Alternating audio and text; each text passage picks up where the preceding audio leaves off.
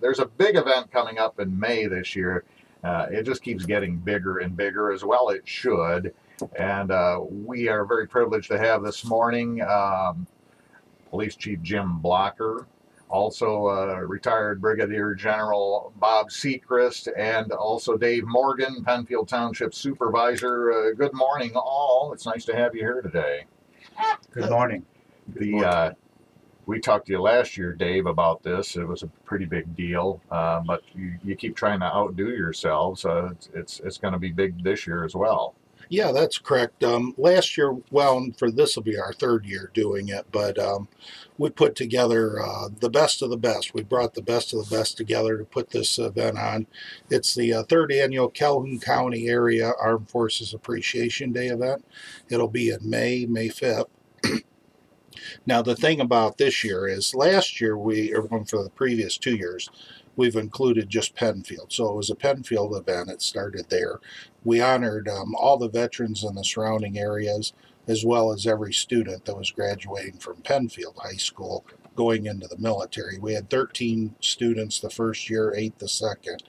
And what we were seeing were we were having a lot of students from other schools who were also entering the military and coming into our event. So this year, Chief Blocker and many others and General Secrist, we decided to expand the event to include every school district in the county, which is going to be great, and including the Youth Challenge Academy, which has many students who will graduate from there and go into the military, so they'll be honored as well. Next to you here is a man who's no stranger to the microphone these days, retired Brigadier General Bob Secrist, whom you might see speaking at a lot of events. Sir, it's welcome to our studio. It's nice to have you on the show today. Well, thank you. I'm honored to be here. And you're right here in our community. Not everybody who retires sticks around in the cold weather. Well, it's beautiful country, beautiful country. I was at Kellogg Community College for 43 years, so I love Battle Creek and all that surrounds it, and that's the reason I'm here. Excellent. Tell us just a little bit about your military career.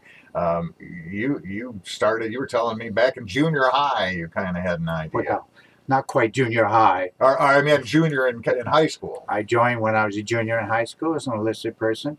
I don't talk much about myself because it's the warriors I worked with that it's all about. It's not about me. I did serve 43 years in the military and retired in 1999. You know, when you started, late 50s, you know, President Eisenhower was in office, and we were coming off of World War II and the Korean War. There was a very different attitude right at that point, and then things kind of changed a lot with the Vietnam War, I think, in terms of young people in this country. A lot of people, when I was growing up, you know, were going to Canada and trying to avoid the draft.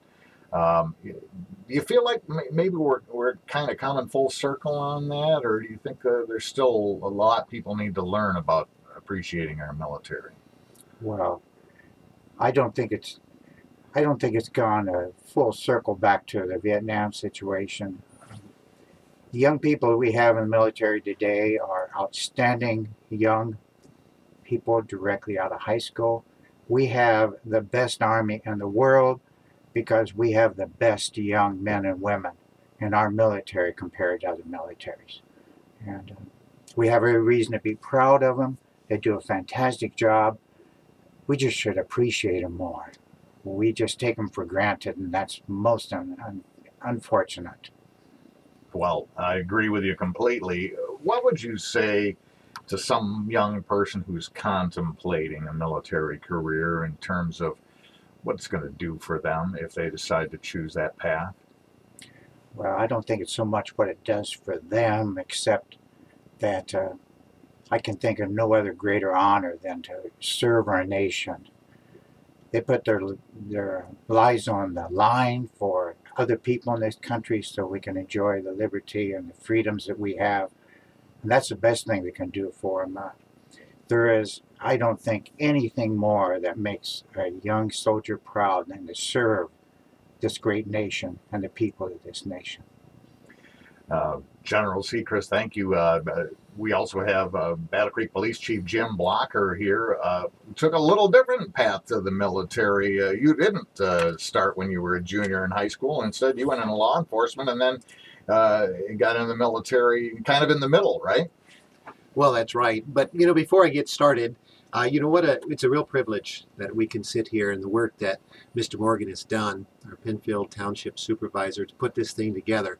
And I agree with you. It's grown, it's developed, and the fact that we're going to recognize a broader part of our community, I think is just a brilliant idea, and we all really appreciate. He's the true driver behind this effort, and we appreciate it. And the fact that we have such a remarkable man like General Secrist in our community, someone that has sort of exemplified that citizen warrior mentality, someone who can maintain a civilian career yet fully develop and attend all of the courses and put all that work into it and make it to the rank of general, I think can't be lost on that effort. And that leads to the second point, which is when you get in the military today, you don't know where you're going to end up. You're going to make it everything you want to make it. They'll provide it, but it's going to be up to you to get there. And the fact that we're going to share a stage with young people that are just going to be starting out is truly, truly a remarkable thing. No, I got into it much later in life. It was after 9/11. All four of my brothers were in, and I just thought there's no way they're going to go to war without me. And so I jumped in. I jumped in immediately. And you know, I forgot one little detail, and that was to tell my wife, which made for a really interesting conversation after I had already done it. Well, now, you were in the Michigan Army National Guard, so that means you kind of having two jobs after you get through that, right? That's right. So again, that citizen soldier effort is something that I have to focus on all the time. But you know, I've said it multiple times. I think being a police officer made me a better soldier, and I think being a soldier made me a better leader.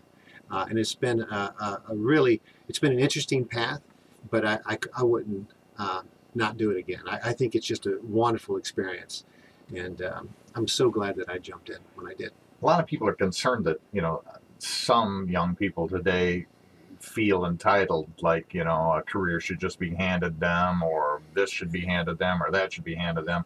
And to kind of go off of what you just said, people in military careers don't have that mindset, and they earn everything they get. Well, I'm looking at the gentleman here to my left, and you know, they experience the same thing we all do, and that is that boot camp. So there's something really miraculous about boot camp when you get there. You're put through a personal crucible. You're pushed to limits you never really thought you could. And the men and women, those drill sergeants that are there, no matter what branch of service, are pushing you and driving you. You really at first hate all of them. You truly do. But by the end, that's that miraculous part. You love them because there you're standing clean in your Class A's, and you're about to walk off that parade field, and you've graduated, and you've done something remarkable. The key is you appreciate it because you know you earned it. And I think that is the key to our military today, and the fact that so many of them have such tenured and storied careers, even post-military, because they've picked up on that powerful work ethic. Yeah. We are talking today with retired Brigadier General Bob Secrist from the U.S. Army, Major Jim Blocker, who's our police chief from the Michigan Army National Guard, and Air Force veteran Dave Morgan, who's our Pennfield Township Supervisor. Dave, how did you get into the military, by the way? Well, I was coming out of school, and I went into the Michigan Air National Guard out here, the 110th. And that's where I started. I progressed there. I was honored to serve on President Bush's security force, George H.W. Bush 41. And from there I went to Dulles Air Force Base and back to Battle Creek. So other than being a father, I can honestly say that the biggest honor of my life was to serve our country. We're talking about Armed Forces Day. It's coming up. Dave Morgan, the Pennfield Township Supervisor, is one of those organizing it. They've got one heck of a board of people, which includes our police chief, Jim Blocker, and retired Brigadier General Bob Secrist. And General, we were talking a little bit about how, you know, entitlements and how, you know, a lot of people feel like, you know, they're entitled. And you wanted to make a comment on that. When the enlistees come in this generation, they frequently feel it's all about them. By the time they get through boot camp, they find out that it's a team. We work together, all together, to protect this nation. And they lose that entitlement feeling. And that's a beautiful thing for them to be serving this nation. I want to say one thing about the veterans. We have over 500,000 veterans in the state of Michigan and around 10,000 in this county. And you know, people talk about, hey, we support the military. I think that action we support can be transmitted to, come on out to our celebration on May 5th. Show that you really appreciate the military. And also, while we're at it, the families, the sacrifices the families make, the public just does not understand. I said I would not talk about me, but when I became a general, I taught at Kellogg Community College 170 days a year, and then I went on active duty for 180 days a year. And you do a little math there. I, as a math professor, can tell you there's only 360 days in a year. So I spent my time in the military or teaching, and it had a real impact on family. And families really sacrifice when our warriors go off on deployments. They have to stay at home and take care of the bills and take care of all the ancillary, all the minutia that goes on in a family. Well, it's certainly a great point, too, that, you know, our lost my train of thought there. Good thing I got you guys here. Yeah. By the way, the Girl Scouts dropped by Girl Scout cookies for you guys. Oh, that was great. And that's kind of part of their thing. They look for you know, veterans and people who serve, to honor them a little extra over and above. So we appreciate that. But, you know, talking about teamwork, General, that's what I was going to say. You know, we see so many, not just, you know, even corporations and you know, business jobs where team is so important, but also that, you know, police forces and fire departments, where it's so important to function as a team. Yesterday, I was interviewing some people for a position that we have here, and one was ex-military.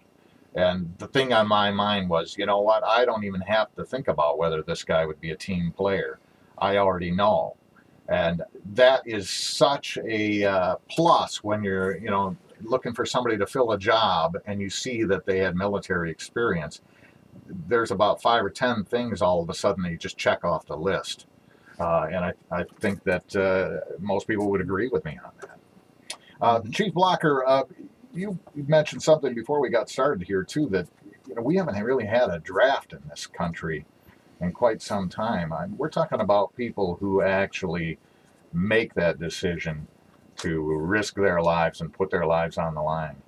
Well, that's right. I think if you think about it, and as a nation, we take advantage of the fact that our military is truly an all-voluntary force. No one is pushed into it. And because of that, that's what makes it I think, more unique. And there's a lot of power behind people that want to be there. And they're there for a multitude of different reasons. But one thing is very true, and it's been echoed by General Secrist and Mr. Morgan and even yourself, is that if you get through and you push through, the military give you everything you want out of it. But one thing, you can't leave there and not understand the importance and the vitalness of teamwork. And then coming back here, and being able to work and identify problems and being able to work through them. I mean, the military is full of, we give you sort of the basic tools that you need in life and those basic skills, but then oftentimes you have to throw them all together and make it work.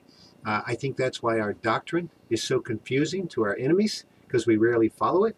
And I think that's why our military members and those that are veterans now do so remarkably well, because they have those skill sets. You know, we'll have you back, Dave, to give us more of the details, but just give us the gist, too, of what this is, because, you know, as the General alluded to, actions speak louder than words, and when you want to honor veterans, you can say it all day long, but showing up, wow, that says something a lot more. And so May 5th is the day. What can we expect? Yeah, it's May 5th. It'll be at WK Auditorium. Like I said, we brought the best of the best together. The Serial City Concert Band, anybody who's heard them, realizes how wonderful they've been for our community. They'll be performing. The city, with the help of Chief Blocker, has shut down Van Buren Street. That'll be closed. And there'll be a flyover from the Hooligans flight team right down Van Buren Street, which is going to be unique. Yeah. And then the biggest thing is we're going to be honoring everybody who served and all those who will be serving. I believe it's about 17 school districts throughout the area that'll have students there. So it's going to be a big day. We'd love to have a nice crowd and honor everybody who served. What time do you want people there at WK Kellogg Auditorium? It'll begin at 1 p.m. 1 p.m. So actions speak louder than words. Take out your device right now, your cell phone, whatever it is. Find May 5th. Put it in there, 1 o'clock, WK Kellogg Auditorium, Armed Forces Day, and we'll see all of you there. And gentlemen, thank you very much for being with us today on the program. Thank you, sir. us. We thank you.